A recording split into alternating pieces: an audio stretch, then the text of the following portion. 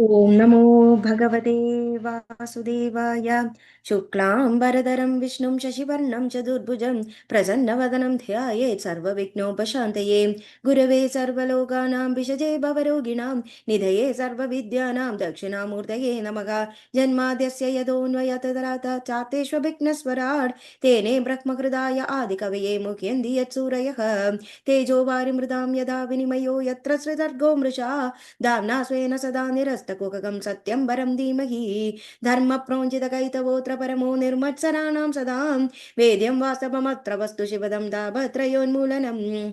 श्रीमद्भागवते महामुनिकृते किं वा परैरीश्वरः सद्यो हृद्यवरुध्यते द्रगतिभिः शुश्रूषभिक्षक्षणात्। निगमकल्पतरोर्गलितं फलं शुकमुखादमृतद्रवसंयुधं पिबत भागवतं रसमालयं मुहुरहो रसिका भुवि भावुकाः। नारायणं नमस्कृत्य नरं चैव नरोत्तमं देवीं सरस्वतीं व्यासं ततो जयमुदीरयेत्। यं प्रप्रचण्डमनुपेदमपेदकृत्यं द्वैपायनो विरहकाचर आजुहाव पुत्रेति तन्मयतयोतरवो विनेदु तं सर्वभूतहृदयं मुनिमानतोऽस्मि। यस्वानुभावमखिलश्रुतिसारमेकमध्यात्मकमुदिदेशितां तिमान्तं संसारिणां करुणयाः पुराणगुह्यं तं व्याससूनुमुपयामि गुरुमुनीनां। मूगं करोति वाचालं भङ्गुं लक्षयति गुरुं यत्कृपातमकं वन्दे परमानन्दमाधवं। यद्ब्रह्मा वरुणेन्द्र रुद्रमरुतस्तुन्वन्ति दिव्यैस्तवैः वेदै साङ्गपदक्रमोपनिषदैर्गायन्ति यं सामगाः। ध्यानावस्थितगद्गदेन मनसा पश्यन्ति यं योगिनो यस्यानन्न विदुसुरसुरगणा देवाय तस्मै नमः। कोमलं कूजयन् वेणुं श्यामलोऽयं कुमारकः वेदवेद्यं वरं ब्रह्म भासतां पुरतो मम। भूते महद्भिर्य इमा पुरो विभुः निर्माय शेदे यदमूषु पूरुषः पुङ्क्ते गुणान् षोडश षोडशात्मका सोऽलङ्कृशिष्ट भगवान् वजांसि मे। सच्चिदानन्दरूपाय विश्वोत्पत्त्यधिहेतवे तापत्रय विनाशाय श्रीकृष्णाय वयं नुमः।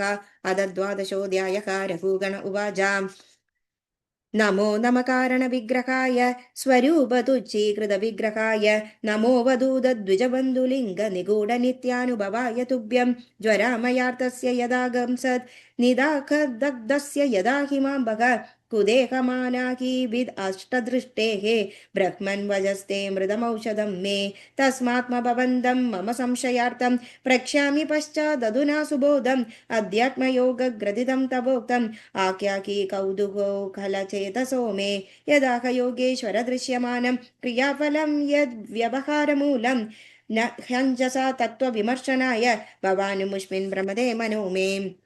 ब्राह्मण उवाच अयं जनो नाम चलन् पृथिव्यां य पार्थिव कस्य हेतोः तस्याभिचाङ्क्रोद्रदिगुल्फजङ्का जानुरुदमद्योरशिरोदरां साकाम् हंसेदीदार्वी शिबिका च यासां सौवीरराज्येद्यपदेश आस्ते यस्मिन् भवान् रूढनिजाभिमानो राजांसि सिन्धुष्विदितं दुर्मदान्तः शोचानिमास्त्वम् अधिकष्टदीनान् वष्ट्यात् निर्गृह्णनुग्रहांसि जनस्य गोप्तास्मि विगतमानो न शोभसे वृद्धसभासु दृष्टः यदाक्षितावेव चराचरस्य विधामनिष्ठां प्रभवं च नित्यं तन्नामदोऽन्यद्व्यवहारमूलं निरूप्यतां सत्क्रिययानुमेयम् एवं निरुक्तं शितिशब्दवृत्तम् असन्निधानात् परमाणवो ये अविद्यया मनसा कल्पितास्ते येषां समूहेन कृतो विशेषः एवं कृशं स्थूलमुनुर्बृहद्यद् असच्च सज्जीवम् अजीवमन्यत्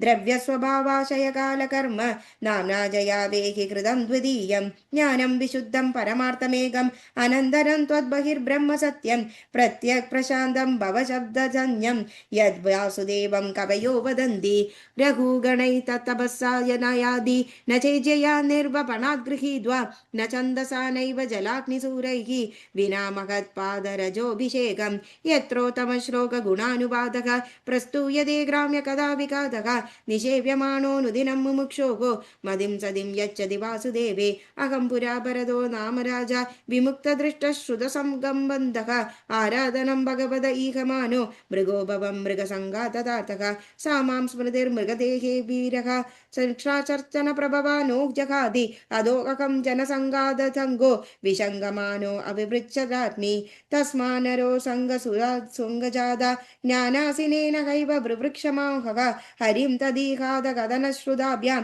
लब्धस्मृतिर्यात्यतिपारमध्वनः इति श्रीमद्भागवते महापुराणे पारमहंस्यां संहितायां पञ्चमस्कन्धे ब्राह्मणरघुगणसंवादे द्वादशोऽध्यायः।